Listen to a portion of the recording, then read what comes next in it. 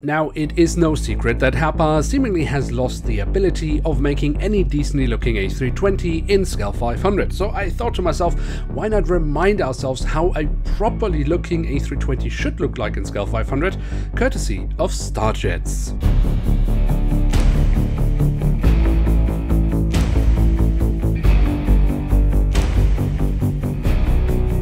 And with that, hello and welcome to a new episode of Review, where we today will take a closer look at an Airbus A320-200 of US Airways. At the front of the box, we have an image of the aircraft model itself superimposed on top of some clouds. Not the best looking design, but okay.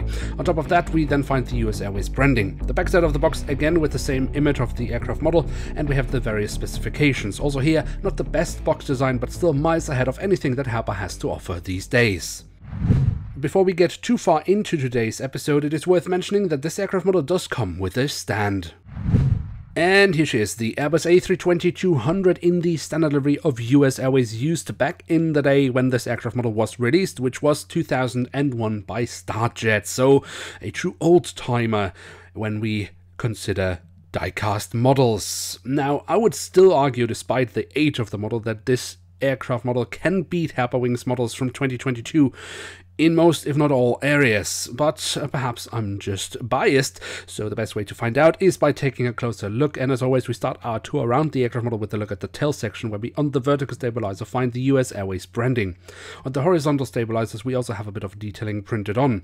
Then on the fuselage, we find the flag of the United States of America and the full registration code, and towards the very tail of the aircraft, we do have a bit of detailing around the APU exhaust. Towards the front of the aircraft and across the fuselage, we then have the US Airways branding. We have various static ports and some sensors as well. Also notice the detailing around the front cabin door. The cockpit section itself then offers us the cockpit windows, but I would say that the window wipers are missing, although it is extremely difficult to make out due to the dark coloring of the livery. But moving on to the engine nacelles, where we have the silver leading edge and some safety relevant markings printed on, something that Herpa only introduced as a standard last year. The physical detailing of these engines, I would say, also is actually not too bad, especially considering that this model is from 2001. Then if we look at the fuselage just above the wings, we have the emergency exits printed on, which leads us straight to the wings, which we should definitely also take a closer look at. Starting off with the top side, where we can see the different flap studs and spoilers have been carved out, although that could be a little bit more pronounced. But we do have the markings as to where to walk on the wings, and not just the markings, but also the writing specifying that.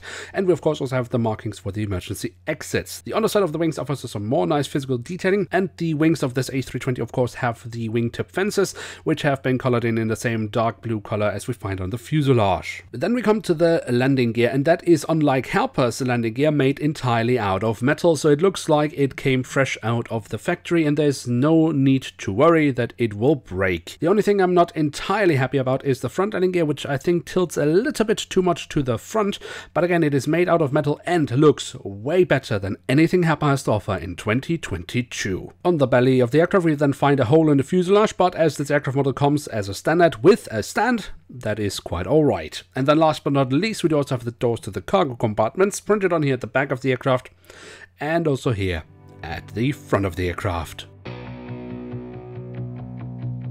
So there we have it, the Airbus A320-200 in the standard livery of US Airways, from Starjets in scale 1 to 500. And what can we say about this aircraft model? Now, I opened the video by stating that Herpa has seemingly lost its ability to make any decently looking A320 models, and I stand by that statement.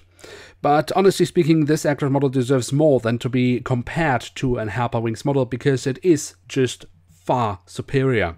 The only place where this aircraft model shows its age is the way the wings have been mounted into the fuselage, but for the time this model was released, that was completely standard. The printed detailing of this aircraft model is frankly excellent, and details like static ports or markings on engines that we were only graced with by Herpa in 2021 were more than 20 years ago completely standard with Starjets.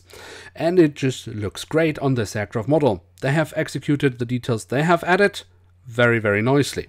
The physical detailing of this aircraft model is also very good. It is a joy to have an aircraft model with a decent mold, and where the cockpit section actually resembles an A320. The landing gear is also simply a joy, as it proves that metal landing gears don't have to be bulky but can be nimble and look realistic while being extremely sturdy. And while I know that this aircraft model won't be everybody's cup of tea, given that it is of an airline that doesn't fly anymore and in an old delivery, it is just a joy to have in one's collection, because it is just a very realistic scale 500 aircraft model of an A320, something we unfortunately today from Happer Wings just can't have. Now, with that, we have reached the end of today's episode. If you have enjoyed this video, then why not leave a like? That would be very much appreciated. And of course, if you are new around here, why not hit subscribe? That would be absolutely awesome. With that, I'd like to say thank you very much for watching. Hope to see you soon again. I'm checking out, and bye.